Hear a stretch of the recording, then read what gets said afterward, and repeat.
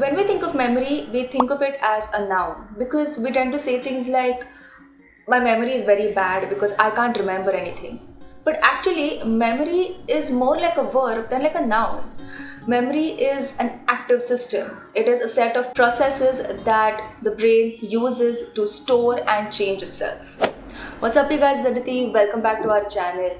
Our memory is very similar to a computer's memory. So, our memory, human memory, has three processes. One is encoding, where the information that is received is converted in a form where the brain can use it, can understand it. Second is storage, where this piece of information is held for some period of time. And the last one is retrieval, where it is retrieved or taken out from storage. And this can be explained very well by explaining the Atkinson and Shiffrin's model, which is known as the information processing model. The information processing model has three stages of memory: sensory memory, short-term memory, long-term memory.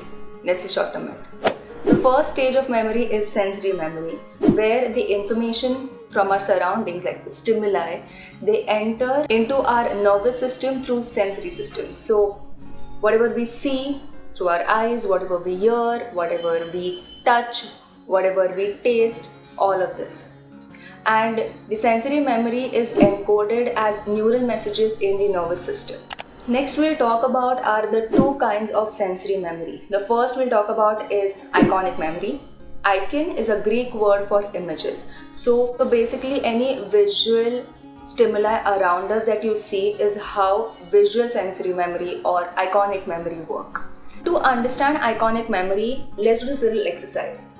You're going to close your eyes for like a few seconds. When you open them for a few seconds again, you're going to focus on this one object that's right in front of you. For me, it's my phone and microphone, but for you, it can be a vase, your notebook, anything, a pen even. And you're going to focus on it, you're going to look at it, and then quickly for a couple of seconds, you're going to close your eyes again. You can still see that image of that object in your mind's eye. But the image doesn't last for a very long time in your mind's eye. It just poof, it's gone, it's vanished. Because after only a quarter of a second, the old information gets pushed out by the new information that is coming in. And this is not exactly a bad thing because it allows us to view our surroundings as continuous and stable, and it also allows our brain to decide whether this piece of information is important enough to be brought into our conscious awareness. Now let's look at the second type of sensory memory, which is echoic memory. It is that kind of memory where you hear somebody else say something. So for example, you're watching television or you are reading a book, you're doing something and your mind is occupied, and your mom or your dad, they come and they ask you a question. Your first response is what? And then after like 1 or 2 seconds, that's when you answer to that question. It's not because you weren't paying attention, it's more like you didn't really process the information. You just heard it, but your brain didn't really interpret it. So your first reaction was what? And until you said that, your brain processed what they were asking and then you could answer that question. And all that realization took about like 2 to 4 seconds, and that's how long the duration of echoic memory is. So echoic memory capacity is limited to what can be heard at one point of time. It's not like you can hear someone talking to you and listen to the song and you're doing both of this simultaneously. I've already mentioned that our brain cannot multitask, and this is a very good example. So echoic memory's capacity is limited to listening or hearing one thing at one time.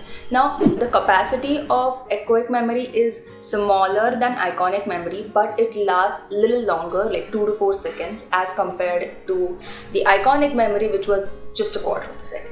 So, echoic memory is very useful when you're having a meaningful conversation with someone.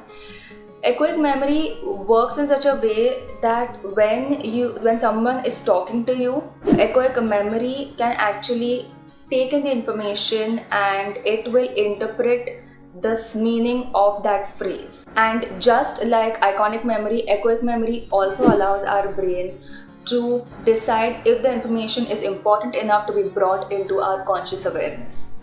if the information is important enough, it will move from sensory memory to the second stage of memory, which is short-term memory. Now, this only happens through the process of selective attention. Selective attention is a process where our focus is on one particular stimulus among all the other stimuli in the surrounding. Dr. Donald Broadbent, he gave us this filter theory where he explained that there is this kind of a bottleneck that is occurring between the sensory memory and short-term memory. So the information or the stimulus that is very, very important will be the only stimulus or information that will pass through this bottleneck and will get into the short-term memory to be analyzed. So if you are thinking about a piece of information, it can be said that it is conscious and it is in short-term memory. Now let's speak a little bit more about the filtering process or the filtering theory. Have you ever been at a party? I mean, we all have before 2020 hit us. But we have been at a party or at a gathering where there's a lot of noise, a lot of conversation that is going on around us. But if you hear someone say your name or call out your name, you quickly notice it. I mean, how does that happen? Now, this is because there are some areas of our brain that are responsible for selective attention, and they pick the information or the most important information from the surroundings and bring it to our conscious awareness. And this example that I gave you, this is known as the cocktail party effect. So Dr. Anna Treisman found that the selective attention operates in a two-stage filtering process.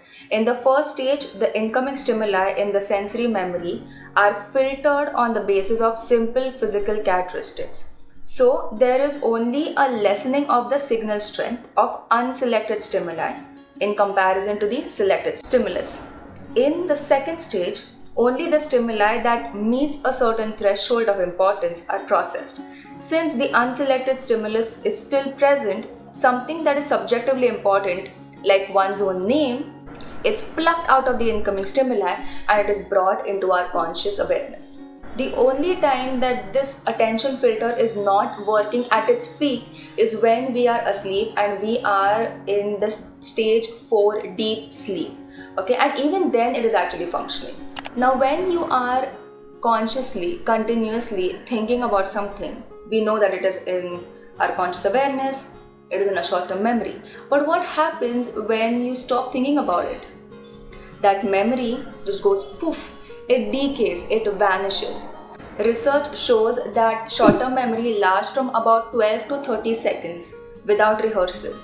So if you pay attention to a piece of information, then it will move into long-term memory. And I have made a video talking about these techniques. They're actually like study techniques, like that's how I explained them. This is how the video looks like, where I spoke about rote learning or maintenance rehearsal and even elaborative rehearsal. Just go check that out. Do you remember that when you are counting money or you're counting something and somebody comes and interrupts that, you forget the number you were on and you have to start all over again? So what is actually happening is that when you are counting money, it is actually happening in your short-term memory. And like I said, that unless and until you are rehearsing, unless and until you are paying attention, that piece of information is there in your short-term memory. But once any kind of interference on anything that happens and you stop paying attention, it's poof, it's gone. It's vanished. Now, such kind of interference can also happen in short-term memory if the piece of information that you're holding in short-term memory exceeds its capacity. This is because the information that is in the short-term memory is pushed out for newer information.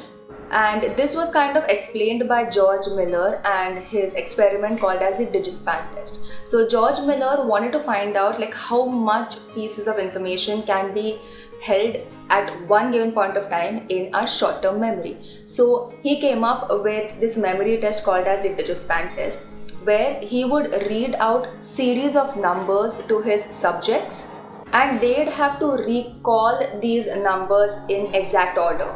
And each series keeps getting longer and longer until the participants cannot recall the numbers. So what happens is that the participants find recalling like two sequences of numbers very easily.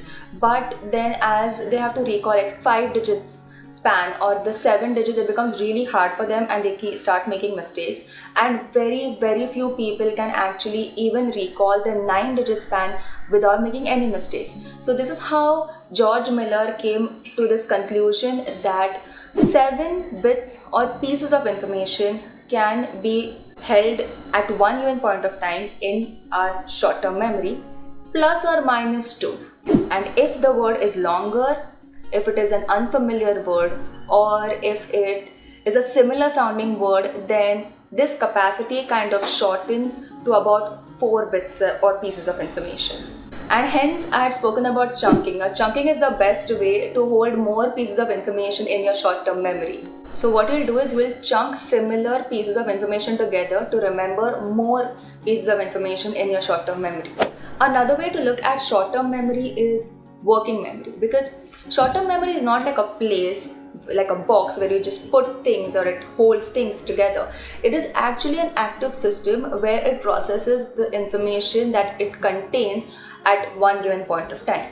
So a researcher proposed that short-term memory is actually consists of 3 interrelated systems. First is the central executive, so it is like the CEO or the boss, where it controls and coordinates the other 2 systems. One is the visual sketchpad, and second is the auditory recorder. So the central executive actually works as the interpreter for both visual sketchpad and auditory recorder. So to give you an example, if you are reading a book or reading a passage, the auditory recorder is actually saying the dialogue in your head. Okay. Whereas the visual sketchpad is actually creating that scene or whatever that you're reading in your mind's eye. So visual sketchpad brings these 2 things, the dialogue and the scenery or that image that you're seeing, together in short-term memory. Now the third stage or the final stage of memory is long-term memory. So if you pay enough attention to an information in short-term memory, it will move to long-term memory. Now long-term memory's capacity is unlimited, its duration is long-term. The brain actually goes through this physical change to store this long-term memory, and this physical change is relatively permanent. Although the long-term memory is unlimited and its duration is long-term and the memory is available, we cannot still retrieve, or that memory is still not accessible. It's because we kind of lose our way to that memory. It's still there. If you cannot remember something, it is still there in your brain. We just cannot retrieve it because we have lost our way to it. I will make a video on how and why we forget, and also a video on different kinds of memory. So if you want these videos, just let me know. It gives me a nice boost and motivation to make such videos for you. Other than that, I think we're done with this video, so don't forget to give this video a big thumbs up if this video helped you in some way, and comment down below what other videos I'm going to do, because I really love your recommendations. And please subscribe to this channel, join the community, hit the bell notification so you'll be notified every time I post a new video. I'll see you next Friday with another psychology video. The information processing model has 3 stages, or मतलब बोलता पण येत नाही. The information processing model also has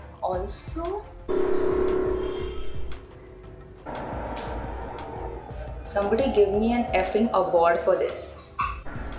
Finally,